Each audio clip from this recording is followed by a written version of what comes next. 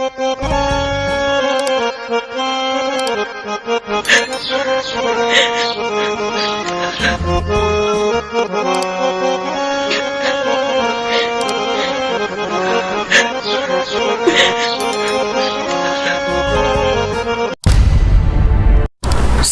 مرګرو، اقبال حسین یم د اقبال خان اپیشل چینل نه.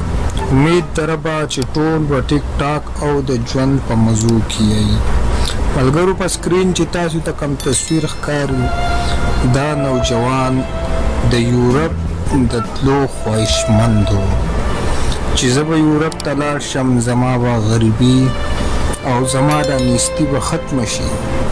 خو چونکې د یورپ ته ونه رسید، د یورپ د تلو نه مخکې دی په لاره کې وفات شو.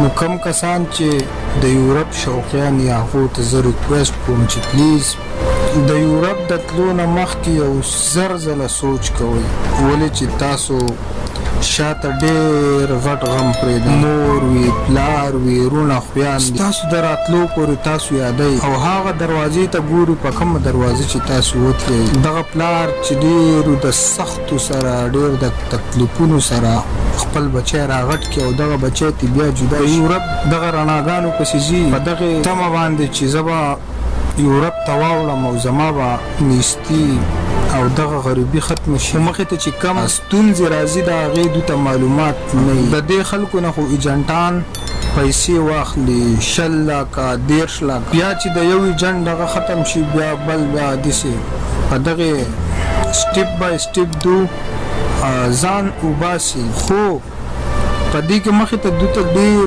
لوی خطرناکې لارې راځي چې دو په ځنګل کې وردن نشي د هغه سایډه راوځي. ځینې خلک راوځي، ځینې پاتې شي شرمخان، ځینې خلک اغوا شي، ځینې خلک سوک ووهلي، څه په سمندر کې، څه په دغه ټریل حادثو کې وفات شي. د دې یورپ د رڼاګانو د خاطر خپل ژوند په دار کې د خپل ژوند نه لاس وینځي. نو پلیز زه دغې وروڼو ته خواست کوم، څوک چې د یورپ شوقیان دي مهرباني وکړئ، لږه ګټئ خو په خپل وطن ګټئ، د خپل مور او پلار خواته یې ګټئ. داسې ویډیوګانې او داسې پوسټونه به روزانه تاسو لا تعداده وینئ. ډېر خلک پکې کامیاب شي، هغه یورپ ته واوړي، خو ډېر خلک پکې د ژوند نه محروم شي. دلته کې مور او پلار په تمه، وروڼه خویان دي، خپل خپلوان، یاران، دوستان په تمه، او بل طرف ته دغه ځوان په یو خوشي کندر په یو بیابان کې په یو ویران کندر کې دغسې پروت وي. هېڅوک نه خپل خپلوان دي، نه یار دوست دي. د چا سره چې ځي او د چا نه چې په لاره کې پاتې شي، دی به پاتې شي، نو هغوی هم داسې پرېږدي، بس سایډ ته هغو ته روان شي، بیک وله سر ته کېږدي بس، او یې په الله مو سپارلی او خپله مخه ته واږي.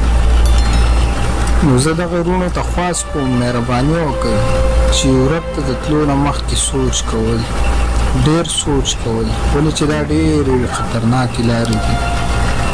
د مرګ سره لبې کول. دلته به مور او پلار دروازې ته ګوري چې بچی به مې اوس راشي، د بچي به 2 کاله شي، خیر خبر به نه راځي. قسمت خلک به واوړي، ډېر چې دي نو هغو به کې داسې ژوند نه داسې وینځي.